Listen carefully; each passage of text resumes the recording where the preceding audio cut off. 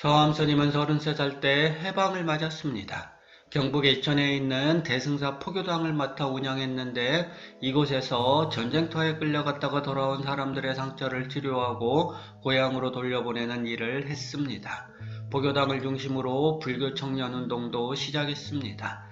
당시 미군정은 친일파를 등용해 사회 질서를 잡으려고 했습니다. 독립투사들은 당연히 외면받을 수밖에 없었고 1호에서 4에 올라는 극심해졌습니다.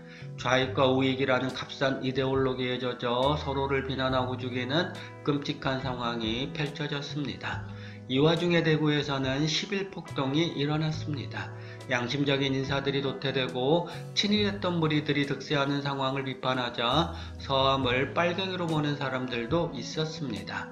김구 선생을 따라 북한에 간 일부 비구승이 공산정권에 동조하여 평양에 주저앉는 사건이 발생하자 대처승들은 비구승은 모두 빨갱이라는 소문을 퍼뜨리기도 했습니다. 돌아가는 사회 상황에 환멸을 느낀 서암은 포교당을 나와 계룡산 깊숙한 골짜기로 들어갔습니다. 신흥사 천연 바위굴에서 서너 달 동안 무섭게 정진했습니다. 처음에는 솔잎을 먹으며 좌선에 들었는데 위장이 뒤틀리고 구토증이 일어나 생식으로 바꾸었습니다. 한 달가량은 곡기를 끊고 단식을 실천하기도 했습니다. 수염이 덥수룩하고 몸에서는 악취가 나 갑사의 비구니들이 동전 몇 푼을 던져주고 간 적도 있습니다. 거지인 줄로 여긴 게지요. 어느 봄날엔 남을 뜯으러 온 마을 아낙네들이 서암의 몰골을 보고 깜짝 놀라 도망치기도 했지요. 아직 폐결핵이 완치되지 않은 상황에서 이런 일을 벌이다 보니 하루라도 몸이 편할 리 없었습니다. 극한에 이른 몸 상태는 좋지 않았지만 마음만은 맑았습니다. 먼 길을 돌아 고향에 돌아온 듯한 편안한 마음이 느껴졌습니다. 계룡산 바위굴에서 한 줄기 빛을 본 서암은 해인사 선방으로 들어갔습니다. 비구승과 대처승의 갈등으로 큰 혼란에 빠진 와중에도 그는 눈푸른 납자들과 좌선산매에 빠져들었습니다. 여름 한철을 해인사에서 보낸 서암은 지리산 쌍계 사러 가는 도중 칠불암에서 금오 스님을 만났습니다. 금오는 서암에게 한바탕 죽기 살기로 공부해보자고 이야기했습니다. 7, 8명이 칠불암에 모였는데 연장자인 금오가 소임과 규율을 정했습니다. 금오와 도림이 뗄나무 소임을 맡았고 나머지 스님들은 탁발을 맡았습니다. 서암은 다른 두 스님과 함께 부상방면으로 떠났습니다. 그중 한 스님은 진주 촉성루 주변에 누워 햇볕을 쬐는 무리에 합류해 남은 둘이서 탁발을 해야 했습니다. 탁발을 끝내고 돌아온 스님들에게 금오는 다음과 같은 제안을 했습니다. 우리가 탐진치3독에 죽지 공부하다가 죽지는 않습니다. 그러니 공부하다가 죽어도 좋다는 서약서를 쓰고 목숨을 걸고 공부해 봅시다. 잠시도 눕거나 자거나 쉬지도 않고 정진의 정진을 거듭하는 공부가 시작되었습니다. 하지만 두 주일이 지나자 너나 없이 졸았고 그럴 때마다 물풀의 나무 옹두깨가 어깨를 사정없이 내리쳐졌습니다. 얼마 후 여수 춘천 사건이 터지는 바람에 칠불암 결사는 끝을 맺었습니다. 물론 여순 사건이 벌어지지 않았어도 조만간 끝났을 테지만 목숨을 걸고 수행하는 이 정신만은 어둠에 빠진 한국 불교의 신새벽을 밝히는 서광이었습니다. 그렇게 서암은 조금씩 부처의 세계로 빠져들어 갔습니다. 서암 스님이 칠불암에서 서울의 망월사와 강화도 봉은사를 거쳐 계룡산으로 들어갔을 때 동족상잔의 비극인 6.25 전쟁이 일어났습니다. 스님은 전란을 피해 문경군 청화산에 있는 원적사로 옮겼습니다. 공비의 잦은 출연으로 텅 빈 원적사가 마음에 든 서암은 보따리 하나만 달랑 들고 절로 들어갔습니다. 경찰이 가로막았지만 서암은 수행하러 가는 중을 막는 법은 없다며 끝내 산으로 올라갔습니다. 골이 깊은 청화산이라 함부로 나다니기 어려웠습니다. 어디서 공비가 나타날지 몰랐고 작전을 나온 군인들과도 심심찮게 마주쳤습니다. 이런 와중에도 젊은 수자들이 원적사로 모였습니다. 수행하려고 모인 이들은 때로는 국군으로 때로는 인민군으로 붙잡혀갔습니다. 병양 기피자를 색출하겠다며 경찰이 수시로 저를 드나들었습니다. 참으로 수행하기 힘든 상황이었지만 젊은 수자들은 개의치 않고 정말로 열심히 수행했습니다. 젊은 수자들이 붙잡혀가는 통에 탁바른 서함이 맡아야 했습니다. 탁바란 양식을 산 아래에 갖다 놓으면 젊은 수자들이 내려와 짐을 져 올렸습니다. 원적사에 모인 젊은 수자들은 새벽 3시면 어김없이 일어나 참선 정진했고 예불과 공양 시간을 비롯한 제방 규칙을 철저하게 지켰습니다.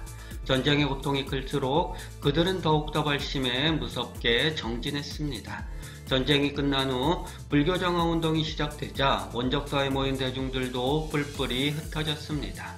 서함 역시 대구로 불려가 경북 종무원정이란 감투를 쓰게 되었지요. 박정희 대통령 때는 원적사 주변이 민둥산이 될 뻔한 위기도 있었습니다. 원적사를 맡은 스님이 산의 나무를 몽땅 팔아버리고 재산이 많은 도리사로 떠나버렸습니다.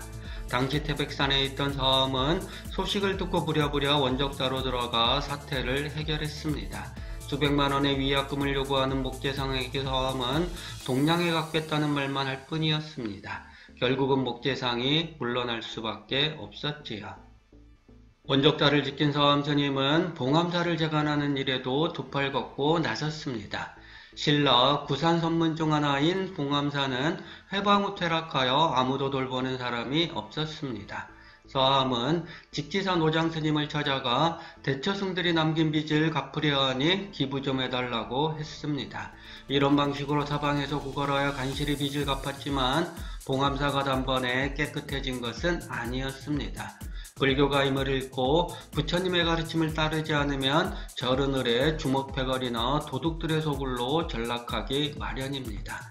힘께나 쓰는 젊은 중들이 봉암사를 양상박이라 부르며 걸핏하면 주먹을 휘둘러 지역의 업계들도 절 근처에 얼씬하지 못했습니다.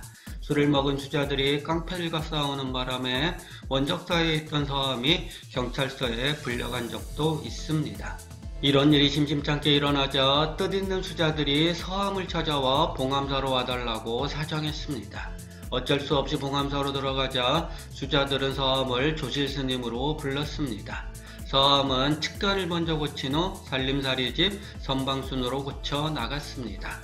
몇 해를 두고 절 주변에 나무를 심었고 시비를 일으키는 사람들도 모두 산 아랫마을로 이주시켰습니다. 한 번은 돌광산을 한다는 업자들이 불도저를 끌고 왔습니다. 서함은 수천 년을 이어온 명당의 산맥을 끊어서는 안 된다는 논리로 맞섰습니다. 이 말을 듣지 않고 고집스레 산을 파헤치던 젊은이 하나가 아무런 병도 없이 죽자 업자들이 하나둘 발을 빼기 시작했습니다. 한편으로 서함은 봉암사의 관광객 출입을 막았습니다. 절은 스님네 절이 아니라 국가의 절이며 국민의 절이라는 점을 강조했습니다. 이런 곡절을 겪으면서 봉암사는 기강이 잡혔고 청정도량으로 거듭났습니다. 봉암사가 있는 희양산 국립공원화 계획으로 천년의 침묵이 깨질 뻔한 상황도 있었습니다. 당시 국회의장이었던 문경필진의 최문식이 봉암사를 국립공원으로 설정해버린 것입니다. 지역 실업가들과 내밀하게 약속한 공약 사업이었지요. 서함은 먼저 건설부를 찾아 철회할 길을 물었습니다. 지난 12년 동안 단 한 번도 계획을 번복한 적이 없다는 답이 돌아왔습니다. 정화대 비서실장과 최 의원의 비서실장을 만나면서 길이 보였고 결국 봉암사 국립공원화 계획은 없던 일이 되었습니다. 지역 유지들이 찾아와 따졌지만 서함은 총무원 핑계를 댔습니다. 등산객들의 출입을 막자 거센 항의가 밀려 들어왔습니다. 다종교 청년들은 천막을 치고 수련한다며 와글와글 떠들어대기도 했습니다. 마침 이날 봉암사에 공양을 올린다며 부산에서 온 100명의 신도들이 있었는데 이들은 그 상황을 보고도 절 입구에서 일제히 합장하고는 이내 돌아섰습니다. 술에 취해 떠들던 청년들이 이 모습을 보고 무언가를 느낀 모양입니다. 막무가내로 떠들던 그들은 이내 얌전해져 산을 내려갔습니다. 이후로 별다른 방해꾼이 생기지 않았습니다. 오늘날의 봉암사는 함부로 들어갈 수 없는 절로 인식되어 있습니다. 수자들은 그만큼 조용히 공부에만 전념할 수 있는 상황이 된 거죠. 절에 들어온 사람들은 조용히 경례를 걷습니다. 국립공원의 시끌벅적함을 봉암사에서는 찾을 수 없는 게지요. 관광 수입을 핑계로 망가진 숱한 절들을 떠올려 보세요. 절은 종교, 곧 근원적인 가르침을 퍼뜨리는 장소입니다. 이런 장소마저 상업화에 물들면 깨달음을 추구하는 이들은 어디로 가야 할까요? 백장청규의 정신이 올곧게 지켜지는 한 봉암사의 선풍은 인류의 정신세계에 오롯한 생명을 불어넣을 것입니다. 우리가 조용하고 고요한 절을 사랑하는 까닭은 여기에 있지 않을까요?